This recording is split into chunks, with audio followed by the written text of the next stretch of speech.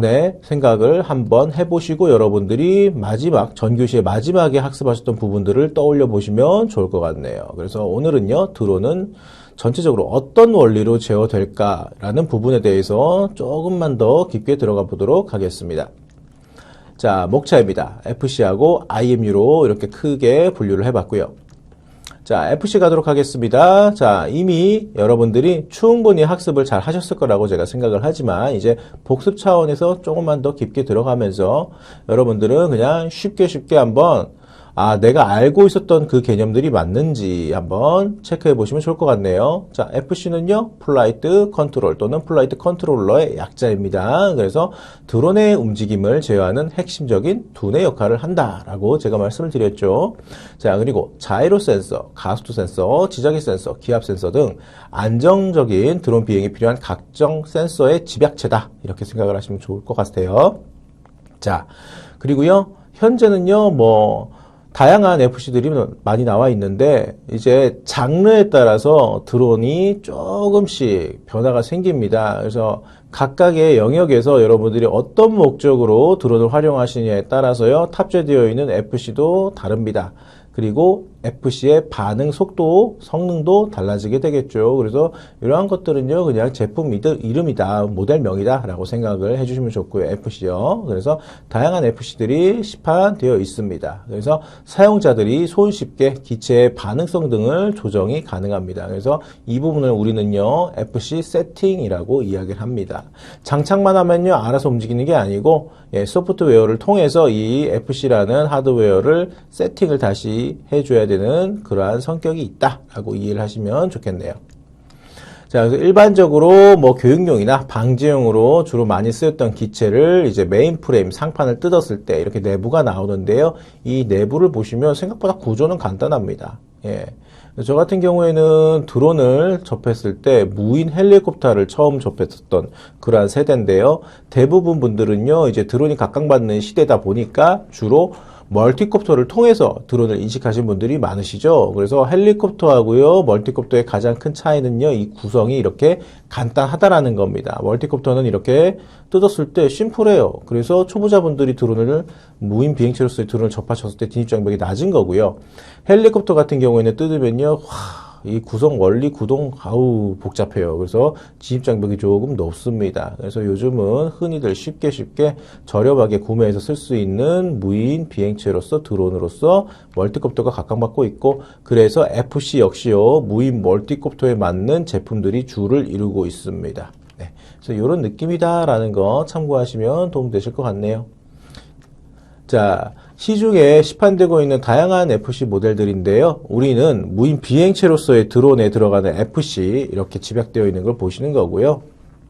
일종의 제어 장치이기 때문에요. 고정익 또는 회전익, 그리고 회전익 중에서는요, 헬리콥터 또는 멀티콥터 이렇게 분류해서 세분화되어 있는 FC 종류들이 있습니다. 그런데 이제 주로 픽스호크라고 있는 좌측 상단에 있는 이러한 FC가 사실은 지금 가장 많이 쓰이고 있죠. 무인기 제조 업계에서도요, 이러한 픽스호크 FC를 많이 참고해서 이제 개발을 하기도 합니다. 그리고 이러한 픽스호크는요, 연관 대응 있는, 쉽게 말씀드리면 연동해서 쓸 수 있는 소프트웨어가 오픈소스이기 때문에 각각의 이제 고정익이면 고정익, 회전익이면 회전익, 그 중에서 VTOL이면 VTOL 이렇게 따로 세팅할 수 있는 소스 코드들이 굉장히 많이 있기 때문에 또 개발하시는 분들도 활발하게 가장 많이 쓰고 있는 FC입니다. 그래서 그 외에는요, 레이싱 필요해서 이제 드론으로 레이싱 하시는 분들이라든가 그 외에 산업 분야에서 특수 목적용으로 이제 드론을 쓰시는 분들이 계시면은 별도의 FC를 구매를 하셔가지고 사용하실 수도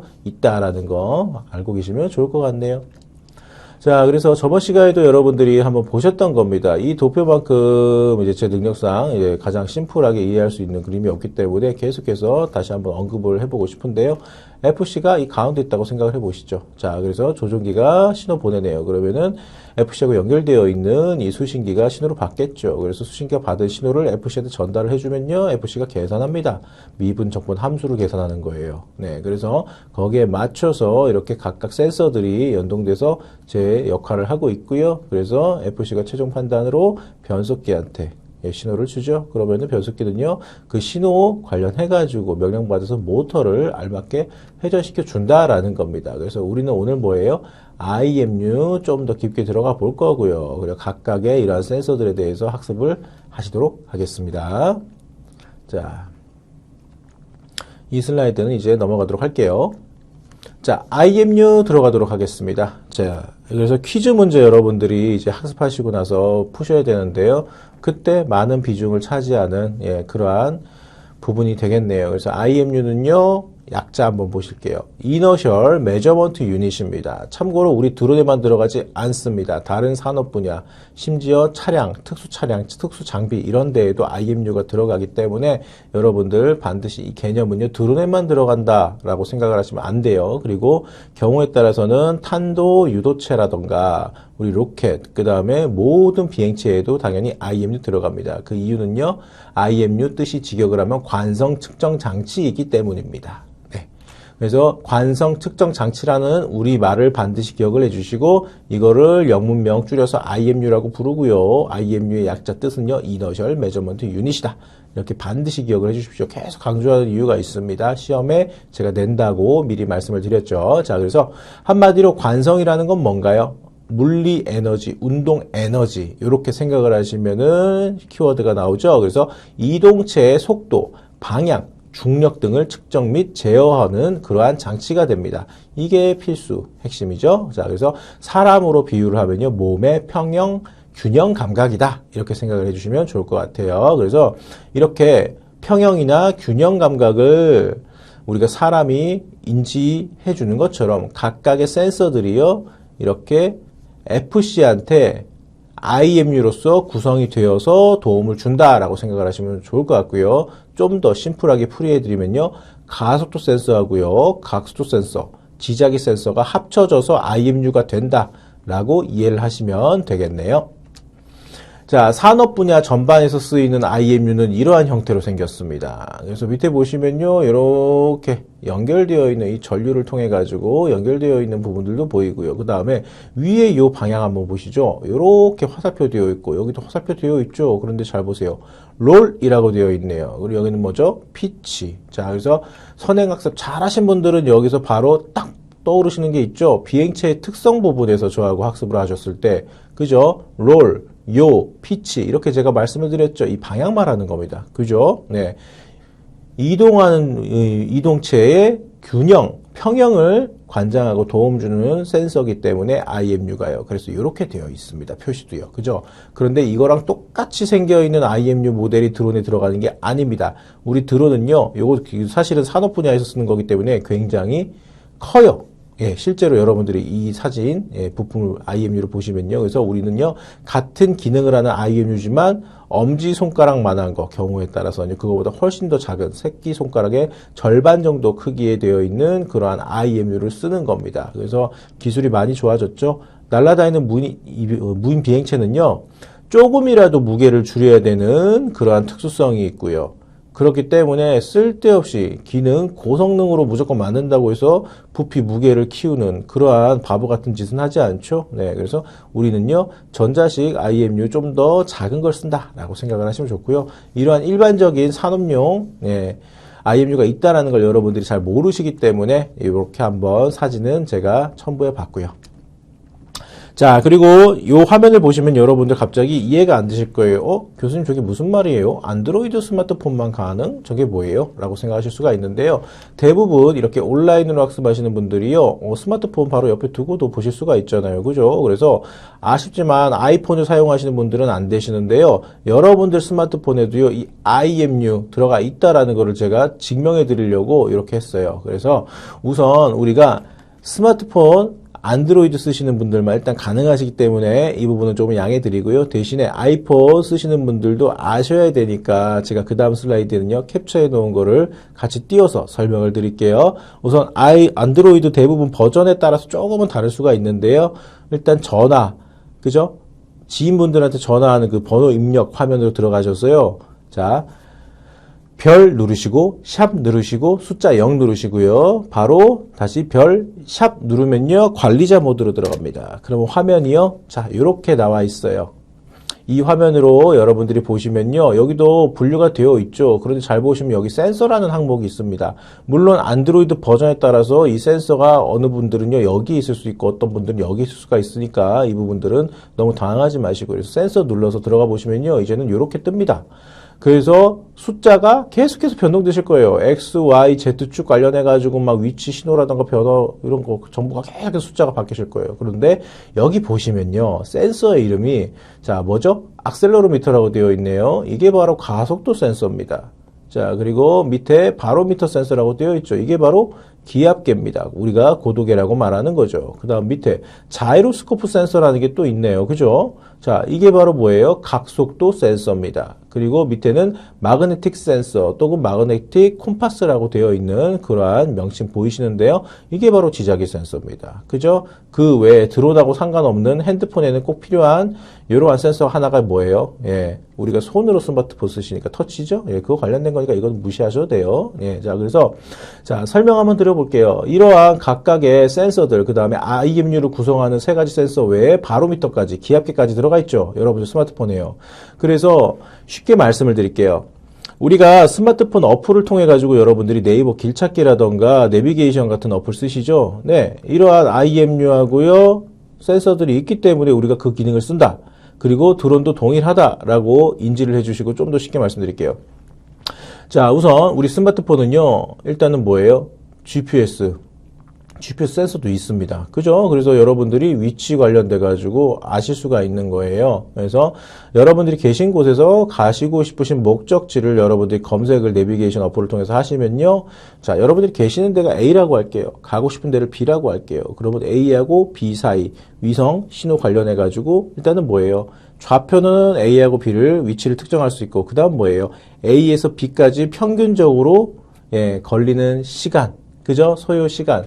우리가 그래서 예상 도착 시간이라고 해서 내비게이션 어플을 통해서 미리 확인 가능하시죠? 네, 그겁니다. 그 상태에서 이제 여러분들이 핸드폰을 들고 직접 도보로 걸어 다니셔가지고 이동하시는 경우가 있고 차량 안에서 이렇게 이동하시는 경우가 있는데 그래서 순간순간 이동하는 속도가 각각 사용하시는 분들마다 다르시겠죠. 그래서 내가 이동하는 이동 속도, 자 뭐죠? 요거 가속도 센서가 측정을 해서 다시 내비게이션이 확인을 했었을 때 아 지금 현재 이 정도 속도로 이동하고 있으니까 예상 도착 시간도 줄었다가 늘었다가 이렇게 변화가 생기는 거죠. 자, 그 다음 자이로스코프 갈게요. 자이로스코프는요 쉽게 말하면요 이 균형 잡아주는 센서라고 생각하시면 됩니다. 추후에 좀 더 깊게 말씀드릴 건데요. 자, 그래서 이 자이로 센서가 있는 이유는 뭘까요? 요거는요, 여러분들 스마트폰 화면을 영상, 유튜브 같은 거 보실 때 지금 학습하고 계시는 이런 온라인 수업도 마찬가지겠지만요. 보통 세로로 보시면 화면이 작죠. 네. 그래서 옆으로 기울이시면요. 기울었다라는 거를 스마트폰 스스로 인지할 수 있게 도와주고 기울었으니까 뭐예요? 화면은 다시 균형을 잡자 이렇게 도와주는 거. 그게 바로 이 각속도 센서인 자이로스코프입니다. 그죠? 그리고 여러분들이 예를 들어서 내비게이션도 마찬가지입니다만 특정 방향으로 이동을 하시는 거 한마디로 뭐예요? 동쪽인지 서쪽인지 남쪽인지 북쪽인지 현재 가고 있는 위치를 알 수 있게 도와주는 게 바로 이 지자기 센서입니다. 그래서 얘는요 쉽게 이해하시려면요 나침반이다 라고 생각을 하시면 이해가 빠르겠네요. 그래서 우리 스마트폰도요 드론에 들어가는 IMU 구성 심지어 이 기압계랑 동일한 것들 이렇게 센서들이 있기 때문에 이론상으로는요 실제로요 여러분들 스마트폰을 따로 단자 부분에다가 우리 조종기, 송신기가 보내는 신호를 받을 수 있는 수신기를 연결을 하고요. 그 다음에 내부만 조금 뜯어가지고 구조를 바꿔서 변속기하고 모터 연결을 하고요. 그 다음에 어차피 GPS 센서는 스마트폰에 있어요. 네, 그죠? 네.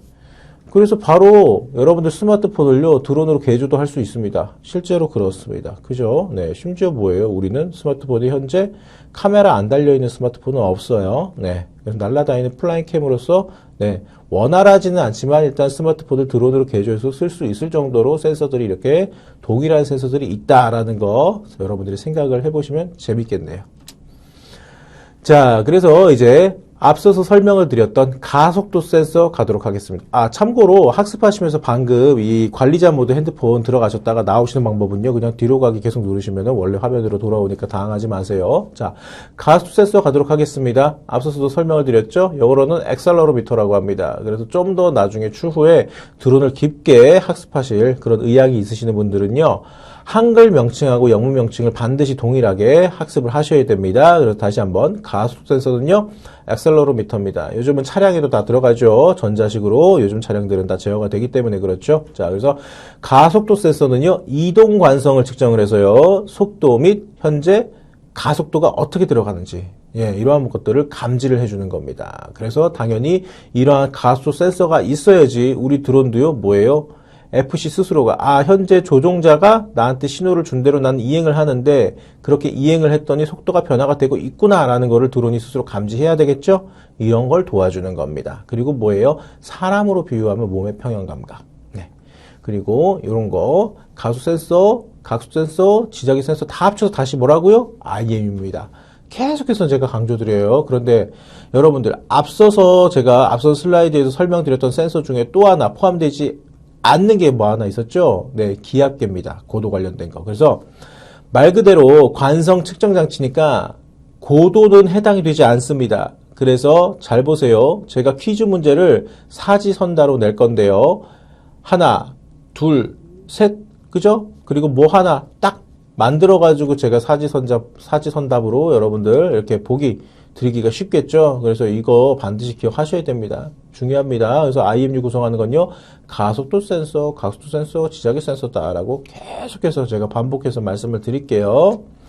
자, 계속해서 가보죠. 가속도 센서의 단점은요, 특정 주파수 및 소음, 그 다음에 외부 압력 또는 진동에 취약합니다. 그래서 제가 초반부에 산업용 분야에 쓰이는 IMU입니다 라고 사진, 그림 첨부했던 거 보여드렸죠. 그거 사실 로켓 같은 데에 들어가는 거예요. 작은 부품으로서. 네. 그래서 그러한 것들이요, 일종의 IMU는 균형 표현관과 관련한 센서다라고 여러분들이 알고 계시니까요. 그렇기 때문에 성능차가 같은 IMU라도 성능 차이가 발생할 수 있는 거는요, 이유가 뭐예요? 이 압력, 진동일 수밖에 없다라는 거 역설적으로 이해가 되시죠?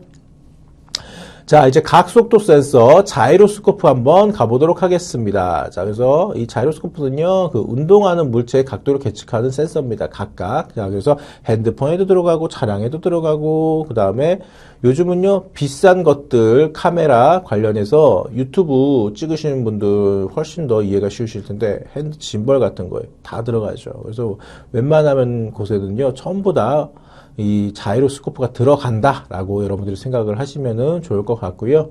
자, 겉으로 봤을 때 이렇게 팽이처럼 생겼습니다. 실제로 팽이는요, 뭐예요?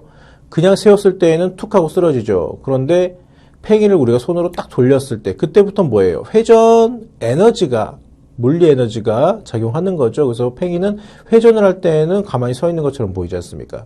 그 상태에서 천천히 회전력을 잃으면요, 속도가 느려지면요, 천천히 기우뚱 하다가 쓰러지는 거죠. 그래서 회전하고 있었을 때 이렇게 균형을 저절로 관성 에너지, 물리 에너지, 회전 원심력에 의해서 얘가 가만히 서 있으려고, 균형을 잡으려고 하는구나, 라는 겁니다. 그래서 이거는 아날로그 방식의 기본적인 자이로스코프고요.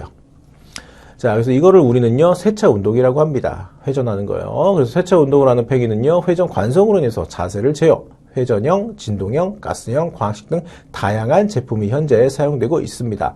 XYZ축 각속도계 하고요. XYZ축 가속도계를 합쳐서 6축 자이로라고 부릅니다. 그래서 보시면요. 내부 원, 세로 원, 가로 원, 세로 원, 가로 원 이런 식으로 계속해서 추가해서 만들 수가 있다라는 건데요. 이거는 바로 이제 아날로그 자이로의 방식이고요. 지금은요.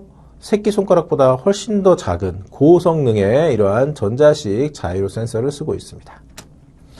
자, 그래서 가속도 센서는요, 직선 방향의 움직임을 측정하겠네요. 그래서 가장 큰 핸드폰의 회전 감지하는 거. 그다음에 각속도 센서, 자이로 센서는요, 곡선, 정확히는 회전이죠. 이걸 인식한다라고 따로 생각을 하셔도 좋을 것 같아요.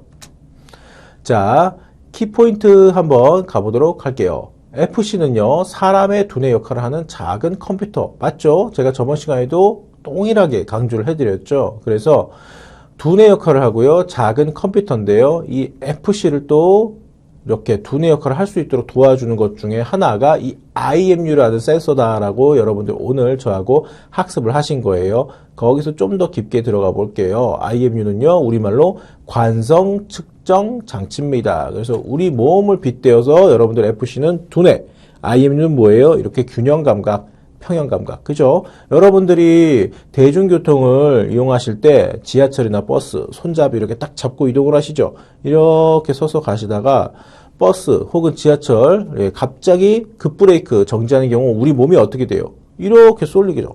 자, 그러면 우리는 본능적으로 뭐예요? 넘어지면 안 되니까 우리가 손에도 힘을 주고 그다음 우리 몸 자체가 반대편으로 이렇게 딱 버티려고 하는 거. 이거 자체가 균형 감각이지 않습니까? 그죠? 이러한 것들을 도와주는 그러한 기능을 하는 게 IMU입니다. 그리고 그 IMU를 조금 더 깊게 들어가서 구성하는 각각의 센서 몇 개가 있다고 제가 말씀드렸죠? 3개입니다. 그래서 그 3개는요, 가속도 센서. 영어로 제가 뭐라 그랬죠?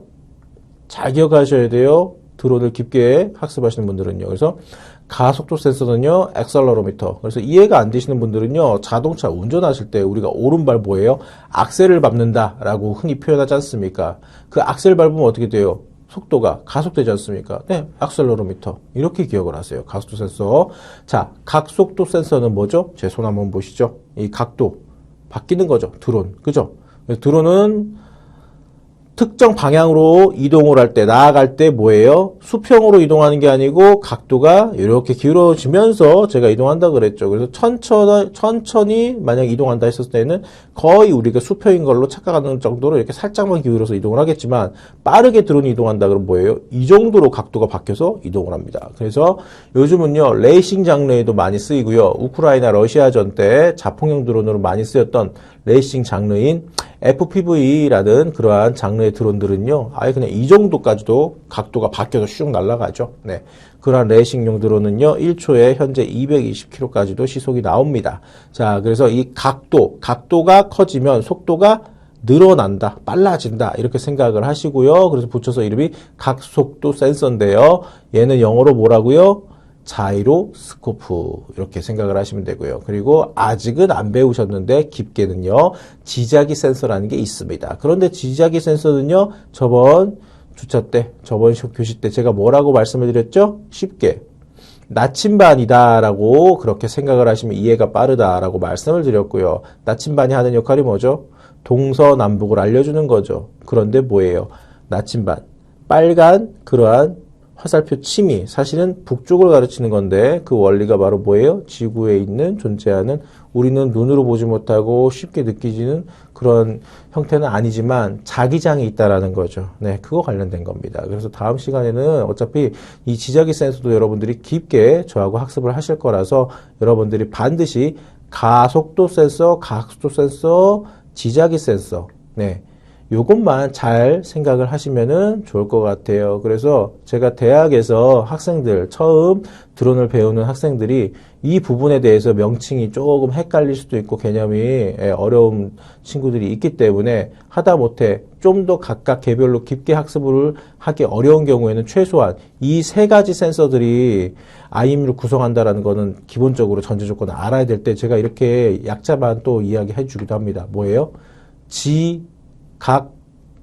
네, 지각하면 어떻게 돼요? 안 되죠. 빨리 가야 되죠. 그러니까 지각, 네. 그래서 뭐예요? 앞 글자만 따서 이렇게 이야기하기도 합니다. 네. 어쩌겠어요. 말이 되든 안 되든 이렇게라도 무언가 연상시켜가지고, 네, 두 문자 형식으로라도 여러분들한테 학습을 좀 도움드리고 싶네요. 그래서 이 지각이네? 안 돼. 네. 이렇게 생각을 하셔가지고, 가는 뭐예요? 가속도 센서. 지각의 지는 뭐예요? 지자기 센서. 각은요? 각속도 센서. 이렇게라도 한 번에 빨리 알아두셨으면 좋겠습니다. 자, 학습 점검 갈게요.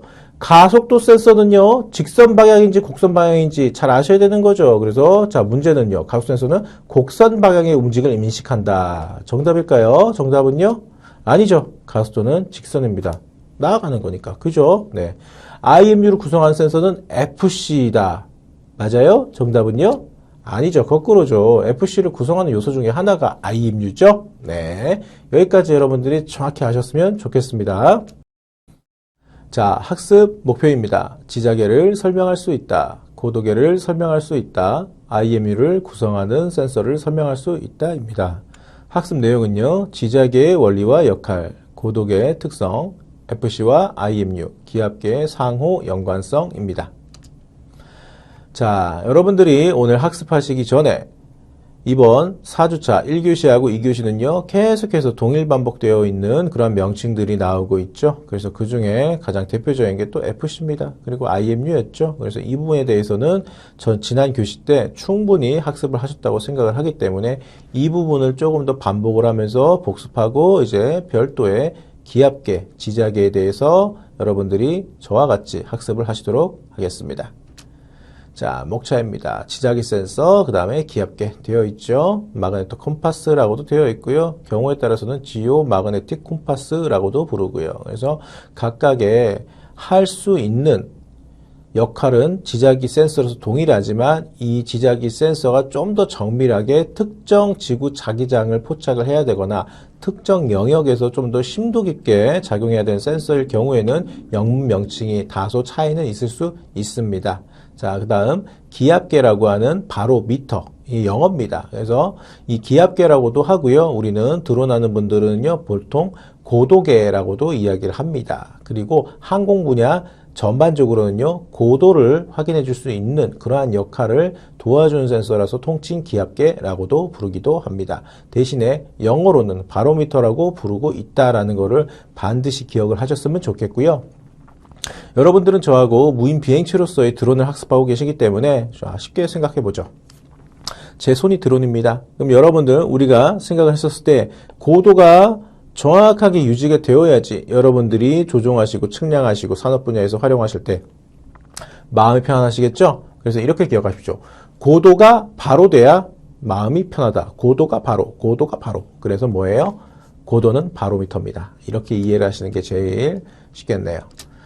자, 그래서 지자기 센서 들어갈 때 동일하게 지난 교시 때 여러분들 안타깝지만 안드로이드 스마트폰만 가능한 점이 안타깝지만 대신에 여러분들 핸드폰 관리자 모드로 들어갈 수 있는 방법 제가 알려드렸죠? 동일하게 다시 한번 가도록 할게요.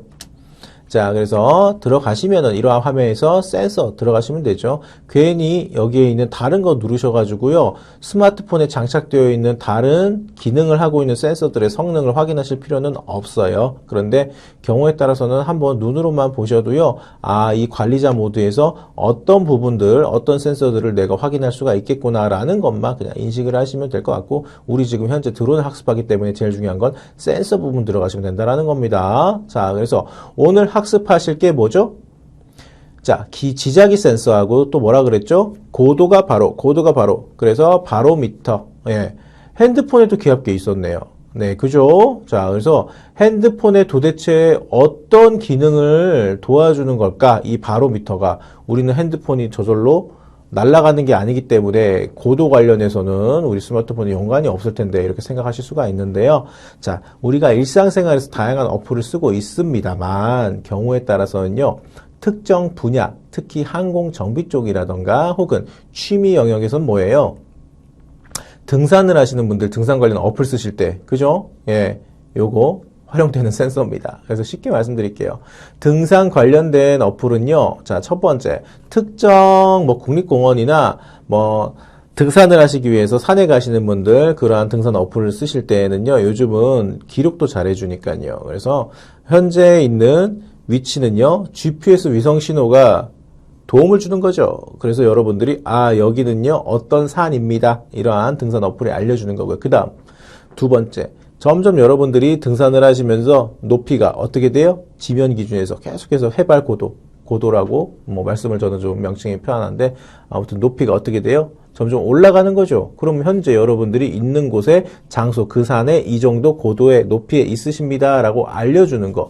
그 기능을 해주는 센서가 바로미터입니다. 그죠? 이렇게 등산 어플 사용해 보신 분들은 아실 거예요. 그리고 그 외에 또 뭐죠? 항공 보조 수단으로서 이러한 스마트폰을 어플을 통해서 쓰시는 분들은요, 말 그대로 어플을 통해서도 고도도 확인 가능하신 거예요. 현재 있는 높이, 그죠?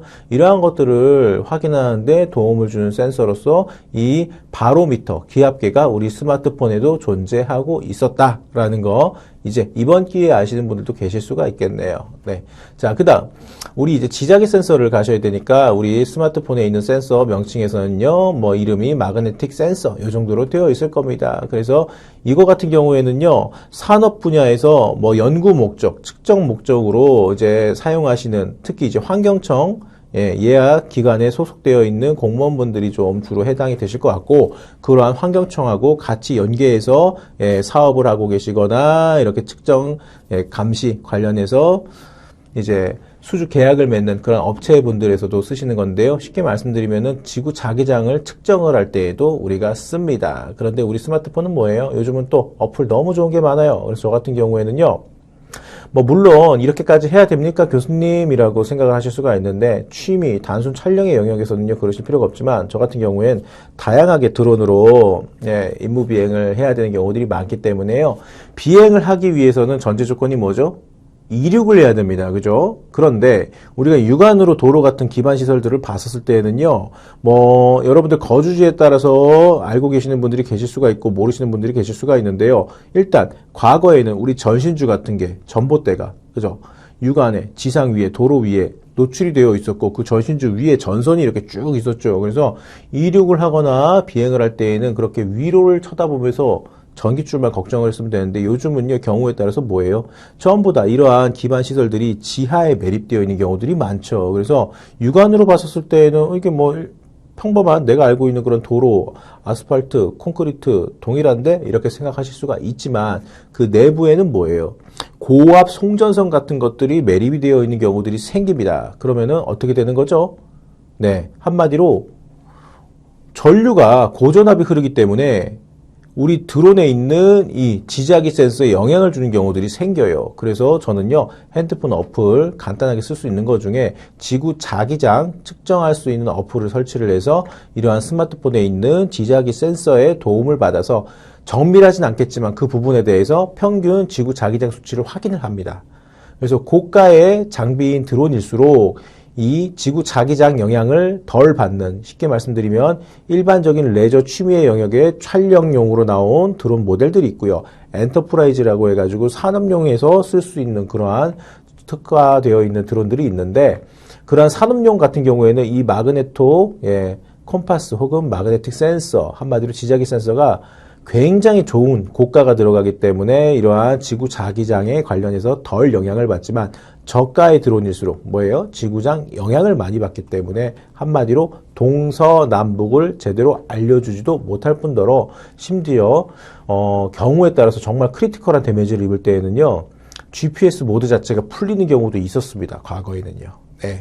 그래서 저 같은 경우에는 꼭 측량이든 미션 비행이든 이러한 비행을 시작하기 전에 제가 잘 모르는 장소에, 대부분 드론 미션을 할 때는요, 제가 거주하는 곳이 아닌 멀리 떨어진 그런 지역으로 이동을 하기 때문에 대부분 제가 모르는 장소겠죠.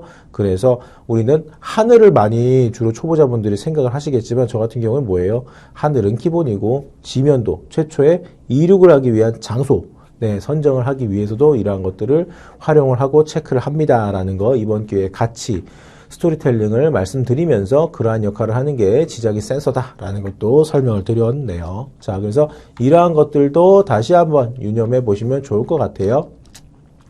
자, 이제 지구 자기장의 개념 조금 심플하게 한번 가보도록 할게요. 자, 우리 지구 자기장이라고 부르는 건요, 통칭 지자기라고 합니다. 그래서 한자 풀이 한번 볼까요? 땅 지자, 자석 자자, 기운 기자네요. 뭐예요?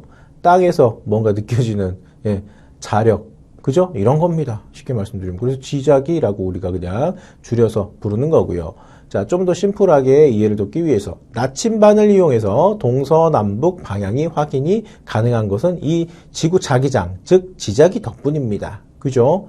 그래서 과거에는요, 이동 수단으로서 우리 인류가 어떤 것들을 활용을 했죠? 배도 있을 거고요, 자동차도 있을 거고요, 그 이후에 비행기, 항공기가 개발이 되었고요. 그런데 잘 생각해 보세요. 조금 아픈 문화 역사였지만, 자, 대륙하고 대륙을 이동을 했었을 때, 그죠? 그래서 식민지, 제국주의들이 이제 문화가 이제 식민지 문화로 이제 뭔가 변화가 생겼을 때, 그때 한마디로 새로운 신대륙을 발견한다라는 개념이 생겼을 때 주로 활용했던 이동수단은 뭐였죠? 그때는 항공기 없었죠. 그때는 자동차 없었죠. 그래서 선박이었습니다. 자, 그런데 초창기에 그러한 배를 이용한 선박, 네, 이동을 할 때 방향은 그럼 어떻게 알았을까요? 그때 우리 인류가 지구에는 지작이라는 게 흐른다라는 걸 알았을까요? 몰랐을까요? 몰랐습니다. 그래서 그때는 뭐죠? 하늘의 별을 보고 어디가 북쪽이다라고 예상을 해서 추측으로서 그렇게 이동을 했죠. 그래서 콜럼버스가 뭐예요? 쉽게 말씀드리면 신대륙 발견해가지고 미국 대륙을 발견했었을 때 얻어 걸린 거지 않습니까? 원래 미국 가려고 했던 거 아니잖아요. 그죠? 네. 이런 것처럼 지구 자기장의 존재를 몰랐을 때는 하늘의 별을 보고 북극성을 기준으로 해서 그렇게 이동을 했죠. 네. 그게 뭐예요? 진북, 도북, 자북이라는 개념이 거기서 이제 세분화 분류가 되는 거죠. 진짜 북쪽, 지도상에서의 북쪽, 네. 자북은 자기장 따라서 가는 북쪽. 네. 이런 겁니다. 자, 그런 개념에서 우리가 이야기를 할 때에도 이렇게 지구 자기장 언급을 한번 하면서 이해할 수 있을 것 같네요. 자, 그래서 지자기 센서는요, 쉽게 말씀드리면 다시 한번 나침반처럼 지구의 자기장을 감지해서요, 우리 드론, 멀티콥터가 어느 방향으로 나아가는지 감지하는 센서입니다. 그래서 어느 방향, 그죠? 이게 사실은 중요한 겁니다. 자, 그리고 드론 자체에 이렇게 지자기 센서가 있는데 우리는 지금 측량 관련해서 여러분들 드론 학습하고 계시잖아요. 이 측량 관련된 별도의 장비에도 별도의 지자기 센서를 장착을 하는 경우도 있습니다. 그건 이제 어떤 측량 분야냐에 따라서 다르기도 하니까 보편화해서 제가 일반적으로 말씀드리기는 어렵고요. 그래서 이러한 부분이 간혹 있을 수 있다라는 거 별도요. 이렇게 생각을 해보셔도 좋을 것 같고요. 자, 계속해서 말씀드릴게요. 지구 자기장 수치가 높아지거나 낮아지기도 합니다. 그래서 지구 자기장 수치가 전반적으로 높으면요, 지자기 센서의 정확도가 떨어지는 겁니다. 쉽게 말씀드리면요, 너무 지자기 수치가 올라가면은 이 센서가 측정하기에 너무 힘들다, 버겁다 이런 거예요. 그래서 정확도가 오히려 떨어진다. 이렇게 생각을 하시면 좋겠고요. 그 다음에 기상 관련된, 그 다음에 우주 관련된 뉴스에 조금 관심이 많으셨던 분들은요, 과거 뉴스 혹시 이런 거 기억 안 나십니까? 태양 폭발, 그죠? 그래서 어떻게 돼요? 태양 에너지가 지구에 도달을 하고 그로 인해 가지고 위성통신 신뢰도도 떨어지지만 지구 자기장 수치도 변화가 생길 수가 있다라는 것들, 그러한 언론을 통해서 뉴스에서 확인하신 분들이 계실 수가 있죠. 네, 이러한 것들도 뭐 미리 한번 알아두시면 좋을 것 같아요. 그래서 저 같은 경우에는 작년에 태양이 폭발을 잠깐 해서 이 폭발 에너지가 지구한테 도달할 때까지의 이 거리 시간을 측정을 했었을 때 특정 몇 월부터 몇 월까지는 이렇게 통신, 오류, 지자기, 교란 이러한 일들이 벌어지기 때문에 산업 분야에서는 대비를 하는 것이 좋겠다라는 그러한 CNN 뉴스 봤던 기억이 나네요. 그래서 그러한 뉴스를 보고 나서 저는요, 직업이 드론 테크니션 전문가이기 때문에 그러면 이때부터 이때까지는 내가 드론을 활용할 때 어떻게 해야 될까 잠시 고민을 했던 경우도 있었네요. 다행히 큰 이슈는 없었던 거죠. 자, 그래서 우리가 지구 자기장 수치는요, 우리가 일일이 알아볼 수 있게 되면은 활용하기가 정말 편하겠죠. 그래서 우주 전파센터에서 지자기 교란 단계를 확인이 가능합니다. 자, 그래서 이러한 특정 홈페이지를 통해서 보시면요, 쉽게 이해하기 위해서 우리가 캐파라는 단위를 쓰긴 하는데 이거는 관측값이에요. 그런데 캐파라는 말을 여러분들은 잘 안 쓰시니까 그냥 쉽게 가보죠.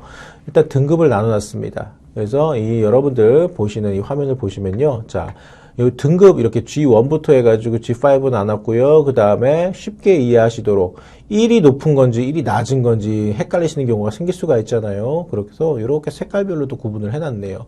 딱 보셔도요, 뭔가 안 좋을 것 같다, 심각하다라는 거는 뭐예요? 이 붉은색 계통의 색깔인 거죠? 신호등 생각하시면 될 겁니다. 그래서 이렇게 예상되는 피해도요, 여러분들 이해하시기 쉽게 이렇게 쫙 이렇게 도표를 해드렸고, 이게 캐파 관측값입니다. 그리고 평균 발생 횟수, 그죠? 여기 보시면 태양 활동이라는 단어가 나오죠. 제가 태양 폭발 에너지 언급드렸던 게 이러한 거 관련인 겁니다. 지구 자기장 수치가 변화된다라는 게요. 그래서 일단은 기본적으로 요즘 산업 분야에 쓰던 뭐 레저용 촬영으로 쓰던 간에요, 뭐 기본적인 드론들이요, 이제는 이 기술 자체가 좋아졌기 때문에 한마디로 뭐예요? 센서의 성능도 좋아졌죠. 그래서 제가 처음 초창기에 드론을 했던 시기에 비하면요, 정말 저는 이제 와, 초보자분들이 처음 드론을 접하시기 너무 좋은 세상이다라고 생각을 해요. 과거에는 이 3등급 정도만 되었어도요, 지구 자기장 수치가요, 경우에 따라서는 드론이요, 제가 전진 버튼을 전진 쪽으로 스틱을 눌렀는데 기체가 왼쪽으로 가기도 하고 막 그랬던 경우가 있었어요. 과거에는요. 예, 그게 이유가 전부 다 이러한 지구 자기장 때문에 그 당시 기술로서는 지자기 센서가 성능이 조금 현재에 비해서는 안 좋았던 거죠. 네, 이런 일들도 벌어지기도 했었어요. 자, 그래서 이런 일화를 좀 말씀드릴 테니까 기억을 잘 하셔서 이 지자기 수치에, 지구 자기장 수치에 따라서 이 지자기 센서가 정확한 활동을 하기가 어려워진다라는 것을 핵심을 꼭 기억해 주시고요. 자, 경우에 따라서는 요 정도 G4 단계까지는요, 여러분들 드론을 운용하시는데 큰 무리는 없는데 그래도 조금은 주의는 주세요 하는 기준이 요겁니다. 그리고 G5부터는 뭐예요? 자, 일단은 조금 지구 자기장 수치가 높으니까 드론을 하시는 분들 조심하셔야 됩니다 라는 겁니다. 그래서 경우에 따라서 뭐예요? GPS 모드가 막 풀리기도 하고, 예, 이런 일들이 벌어집니다. 그래서 자세 모드라고 하죠. 네. 이런 식으로 자세 모드로 들어가서 우리가 지자기 센서 큰 도움을 못 받으니까 수동 조작을 해야 되는 경우들도 생기기도 합니다. 거의 뭐 매뉴얼 모드에 근접하는 그러한 형태까지도 벌어질 수도 있어요. 자, 그래서 지원 등급에서 우리가 쉽게 예상되는 피해 같은 경우는요, 다 읽어드리면 여러분들 어차피 육안으로 보시는데 제가 괜히 뭐 읽어드릴 그 필요는 없을 것 같고, 요 전력 시스템 관련된 거, 그죠? 그 다음에 중요한 게 이 위성입니다. 그래서 기능 및 운용에 아주 약한 그러한 장애가 발생할 수가 있다라는 거 여러분들이 생각을 해보시면 좋을 거고요. 그 다음에 이거를 아셔야 돼요. 우리는요, 계절에 따라서 이렇게 동물 관련된 거, 그 다음 이렇게 동물들이 움직이는 방향, 그 다음 항법 기능, 우리는 이제 무인 비행체를 여러분들이 같이 학습하시는 거니까요, 항법 기능에 영향을 줄 수가 있다라는 겁니다. 이게 바로 뭐예요? 약하지만 그래도 정밀하게, 예, 우리가 여러분들 장거리 비행을 하지는 않으실 거예요. 측량을 아무리 넓은 대륙 단위로 측량을 하신다고 하더라도요, 대륙하고 대륙을 이동하시지는 않잖아요. 그죠? 자, 그렇기 때문에 여러분들은 못 느끼실 수가 있는데 G1 등급이다 하더라도요, 자, A라는 장소에서 B라는 장소까지 이동을 할 때 이 거리가 늘어나잖아요. 네. 그리고 거리가 짧은 거하고 차이가 가장 큰 게 뭐죠?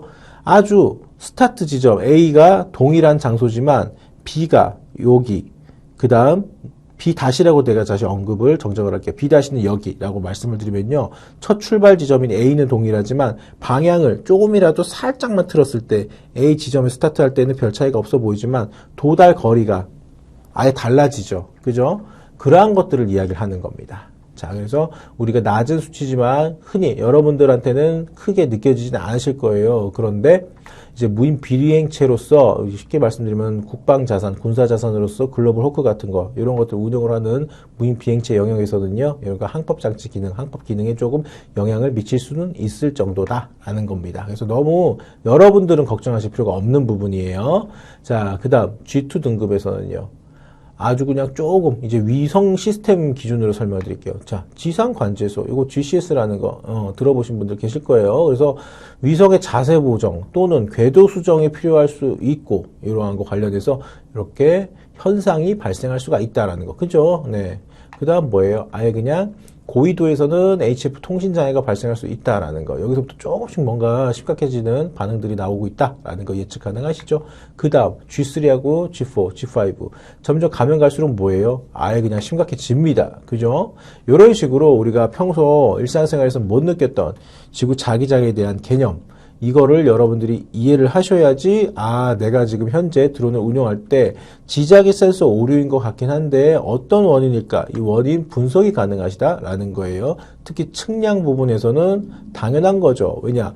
우리가 드론을 통해서 항공 측량을 한다라는 건 GPS 위성의 통신 도움을 받는 거고요. 그 다음에 정밀한 데이터를 찾기 위해서 우리가 뭐예요? 자이로스코프, 그 다음 뭐예요? 지자기 센서, 방향, 이러한 것들이 도움이 반드시 필요한데 오차가 벌어질 수 있다라는 겁니다. 이해되셨죠?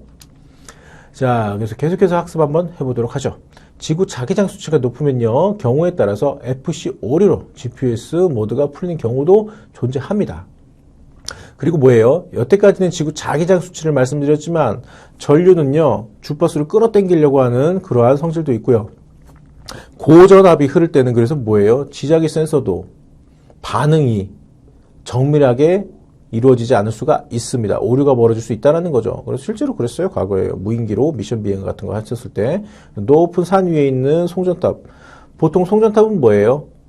고전압이 흐릅니다. 그래서 이 주변에서는요, 비행을, 드론을 했었을 때에는요, 지자기 센서 오류 같은 것들이 빈번히 벌어지기도 했습니다. 자, 지자기 센서가 오류 벌어졌을 때에는요, 이 캘리브레이션이라는 게 반드시 필요합니다. 자, 그래서 제가 드론을 직접 오늘은 가져오지는 않았지만, 자, 제 핸드폰을 드론이라고 한번 여러분들이 생각을 해주시면 좋을 것 같아요. 그래서 초보자분들이 큰 맘 먹고, 그래도 내가 드론을 샀어요. 그래서 내가 좀 드론을 바로 운용을 하려고 하는데, 단순하게 조종기 키고, 그 다음에 배터리 드론에 장착해서 전원 키면 되는 줄 알았는데, 그렇게 했더니, 통신, 바인딩은 원활히 이루어졌지만, 처음에 화면에서 지자기 센서 캘리브레이션 해주십시오라고 상태장에 뜰 수가 있어요. 그럴 때 한마디로 이 기체한테 X, Y, Z 쪽에 대해서 다시 한번 방향을 인식을 해주는 건데요. 그래서 캘리브레이션이라는 게 이런 겁니다. 해보신 분들은 아실 건데요. 지면에서 최소한 1m에서 1.5m 정도 기체를 조금 떨어진 상태에서 높이를 드시고요. 이 상태에서 이렇게, 그죠? 최대한 수평을 이뤄서 천천히 360도 돌려주시면 OK 한번 화면 뜰 거고요. 그 다음 뭐예요? 세로축으로도 이렇게 기체를 돌리셔가지고 이렇게 또 360도 동일하게 한 바퀴 딱 돌리면은 이 지자기 센서가 캘리브레이션이 완벽하게 이루어졌다. 성공. 이렇게 뜨죠. 그때부터 이제 우리가 드론을 비행할 수가 있게 되는 겁니다. 그때 이 캘리브레이션이 방금 제가 말씀드렸던 회전, 돌리는 거. 그죠? 이 과정이 캘리브레이션이에요. 그래서 요거를 여러분들이 또 한번 착각을 하시면 안 되는 게요. 이런 경우도 생길 수가 있습니다. 어제하고 오늘하고 이제 여러분들이 비행하는 장소가 동일해요. 그런데 이제 어제 같은 경우에는 비행을 했었을 때 큰 문제가 없으니까 상관없겠지 했는데 다음날 극적으로 어떻게 지구 자기장 수치가 올라가거나 여러분들은 인식하지 못하는데 알고 봤더니 주변에 무언가 고전압 시설이 있었는데 어제는 영향을 안 받았지만 오늘은 같은 장소에서 영향을 받을 수가 있다. 이런 일들이 벌어질 수가 있죠. 그래서 그때그때 캘리브레이션 확인을 해야 될 때가 있습니다. 그리고 예를 들어서 서울에서 비행을 했었는데 부산 혹은요 전라도 남해 쪽 뭐 이런 쪽 밑으로 쭉 이동을 하셔가지고 제주도나 가셔가지고 드론을 딱 이제 전개를 하시고 비행을 딱 준비를 했는데 그때 갑자기 캘리브레이션 필요하다. 이건 또 뭐야? 이렇게 생각하실 수가 있죠. 아예 그냥 이동하신 게 어제 비행했던 장소하고 오늘하고 위도경도 차이가 심해지잖아요. 그죠?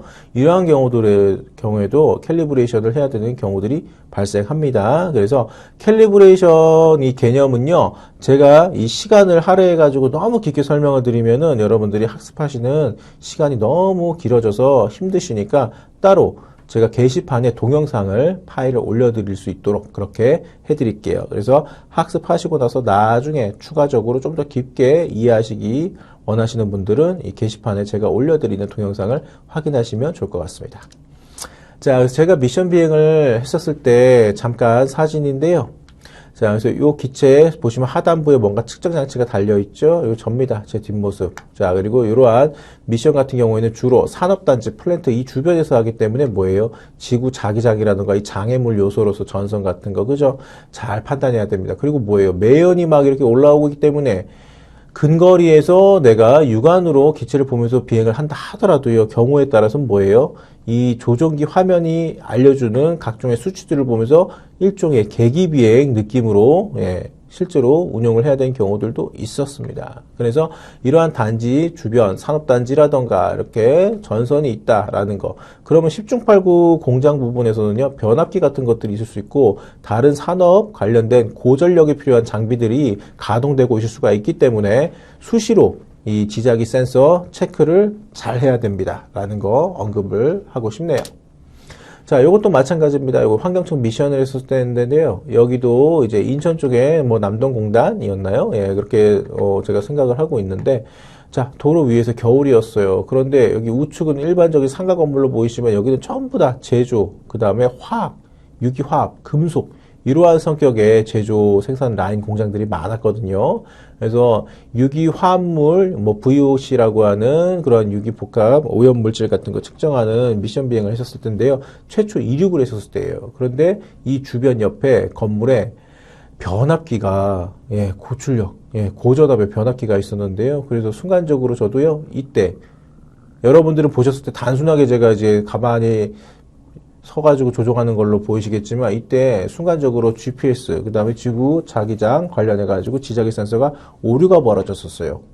그래서 요거 사실 수동 조종하는 겁니다. GPS 도움 없이. 이러한 일들이 벌어지기도 해요. 그래서 여러분들이 측량을 하실 때 혹은 다른 미션 비행을 하실 때에도요, 반드시 지자기 캘리라던가 이 주변의 자기장 수치 같은 것들을 꼭 확인을 해보시면 좋을 것 같아요. 자, 기압계는 간단합니다. 그래서 이 부분은요, 드론이 이륙 시에 기압과 비행 중인 위치에서의 기압을 계산을 해서 고도를 측정하거나 유지한다라는 것을 기억을 하시면 좋을 것 같고요.